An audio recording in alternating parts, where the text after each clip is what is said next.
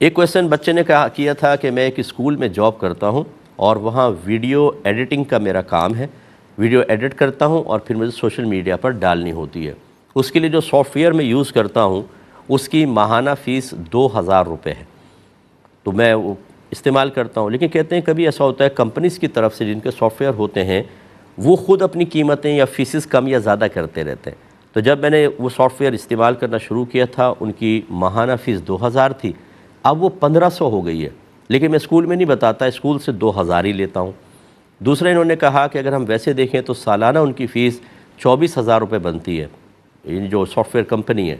लेकिन अगर हम एक साथ पूरे साल का उठाएं तो 8000 के अंदर वो दे देते हैं, ये पैकेज बनाया हुआ है।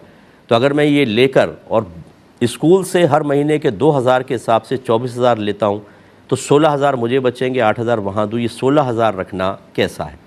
जितने बच्चे इस तरह के किसी जॉब पे हैं तो वो ज़रा अच्छी तरह इसके जवाब सुन लें कि ये आपके लिए शरन जायज़ नहीं है, क्योंकि कंपनी ने आपके ऊपर एक एतमाद किया है, वो यानी स्कूल ने एतमाद किया है। आप वो लोग इस फील्ड के नहीं हैं, आप इस फील्ड के हैं। उन्होंने आपको ये इजाज़त दी है कि जितनी भी कीमत का सॉफ्टवेयर हो यानी उसकी फ़ीस हो, आप हर महीने सब्सक्रिप्शन उसकी ले सकते हैं। तो लिहाजा आपको दयानतदारी से बताना चाहिए कि 1500 हो गई है, 2000 नहीं, जो 500 आप ज़्यादा ले रहे हैं गलत।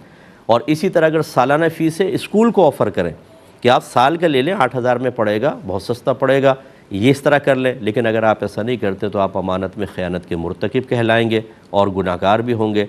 अगर इससे पहले आपने ऐसे कोई पैसे वगैरह ले लिए थे, किसी भी हीले बहाने से स्कूल को वापस कर दें, कोशिश करें, वरना आखिरत में आपके लिए वबाल हो सकता है। एक भाई ने क्वेश्चन किया था कि बच्ची की सलामी मिली थी, वो घर में रखी हुई थी लेकिन वो चोरी हो गई, तो क्या